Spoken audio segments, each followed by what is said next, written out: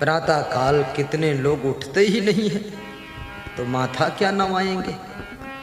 कुंभकर्ण सो रहा है और महाराजा दशरथ उठ गए। हे कितने लोग कुंभकर्ण, घर घर में एक दो तो कुंभकर्ण है ही।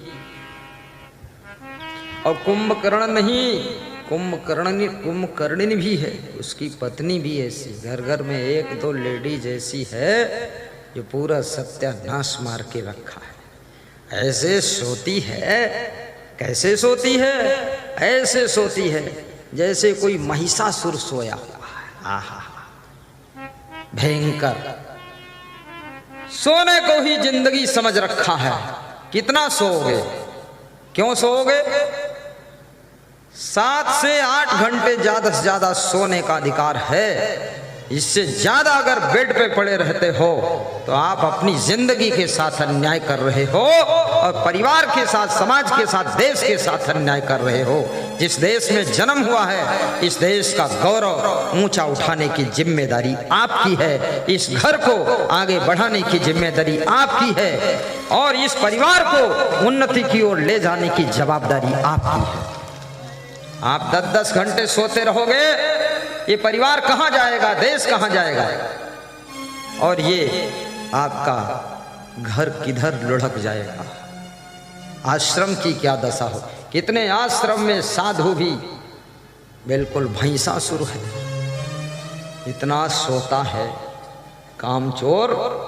उठ निकल बाहर, झाड़ू भी नहीं लगाता है, पूरा भंगार बचा रखा है। खूब खाता है, खूब सोता है, एक बाल्टी भर दाल पीता है। अरे ये क्या कर रहा है? तेरा पेट ही हॉस्पिटल बन जाएगा। इतनी दाल क्यों पीते हो? डायरेक्ट प्रोटीन इतनी जाएगी, वो हजम होगी।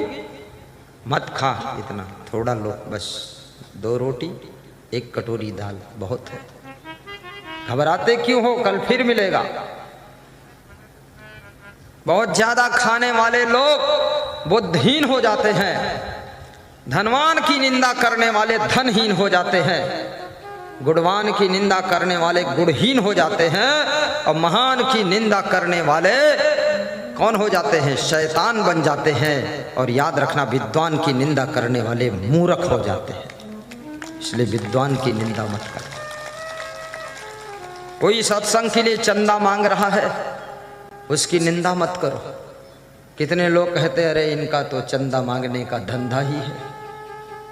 धंधा है तो तुम क्यों नहीं धंधा करते? आओ तुम भी कर लो धंधा। धंधा बता रहे हो? अरे ये धर्म का काम है।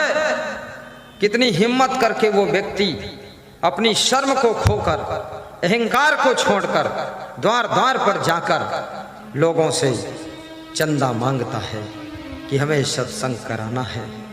50,000 हम लगा रहे हैं, आप भी 5,000 दे दो, 500 दे दो, 1000 दे दो।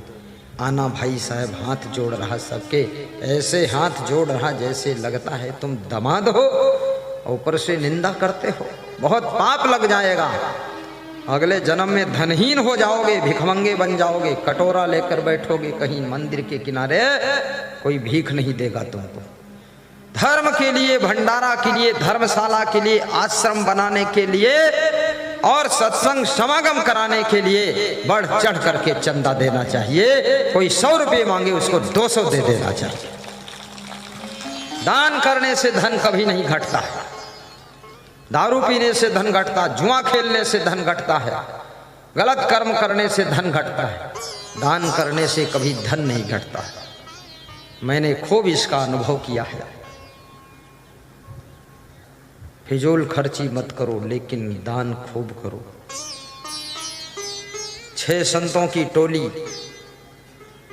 बिड़ला जी के घर पर चंदा मांगने के लिए जाती है। 6 महात्मा मंदिर बना रहे थे। उस समय बिड़ला जी अपने बेटे को समझा रहे थे, डांट रहे थे। बेटे ने माचिस की 1 तीली ज़्यादा जलाया था दीपक जलाने के लिए। 1 तीली से जल सकता था दीपक, लेकिन 2 तीली जला दिया। तो समझा रहे थे बेटे को कि फिजूल खर्ची क्यों किया, 2 माचिस की तीली क्यों जलाया। संत उसी समय पहुंच गए। संतों ने देखा, अरे बिड़ला जी तो इतना कंजूस है कि एक माचिस की तीली के लिए अपने सगे बेटे को डांट रहा है। ये दान वान क्या देगा, कोई उम्मीद नहीं। देखिए, आदमी को जिंदगी पूरी गुजर जाएगी लेकिन आदमी को परख नहीं पाओगे पूरा पूरा आदमी कैसा है। आदमी के जीवन के 1000 पहलू होते हैं। हीरा के तो 8 पहलू होते हैं, 10 पहलू होते हैं, लेकिन आदमी उस व्यक्तित्व का नाम है जिसकी जिंदगी के 1000 पहलू होते हैं। और एक पहलू से देख लिया और डिसीजन ले लिया कि आदमी ऐसा है, आपका फैसला गलत हो जाएगा। आदमी के और भी पहलू छिपे पड़े। संत महात्मा उठकर खड़े हो गए, बोले, बिड़ला जी अब हम लोग चलते हैं। ठीक है। नहीं नहीं, किस लिए आए थे आप, बैठो ना, दूध पी लो। दूध ला करके दिया, 6 गिलास दूध पिया। संतों ने आपस में चर्चा कर रहे हैं, लगता है दूध ही दूध हाथ रहेगा और कुछ नहीं मिलेगा। यहाँ मंदिर के लिए चंदा लेने आए थे। बिड़ला जी ने पूछा, कहो भगवान कैसे आए थे? संतों ने कहा, नहीं नहीं कोई बात नहीं है। वो समझ के कहना भी बेकार है, जहाँ मिलने की उम्मीद भी नहीं तो क्या कहेंगे। लेकिन बिड़ला जी ने कहा, नहीं नहीं कहो, आप संकोच मत करो। संतों ने कहा कि मंदिर बना रहे थे, बड़ी उम्मीद लेकर आए थे कि आपसे कुछ सहयोग मिल जाएगा, लेकिन अब फिर आ जाएंगे। ठीक है, मांगो उसी से जो दे दे खुशी से।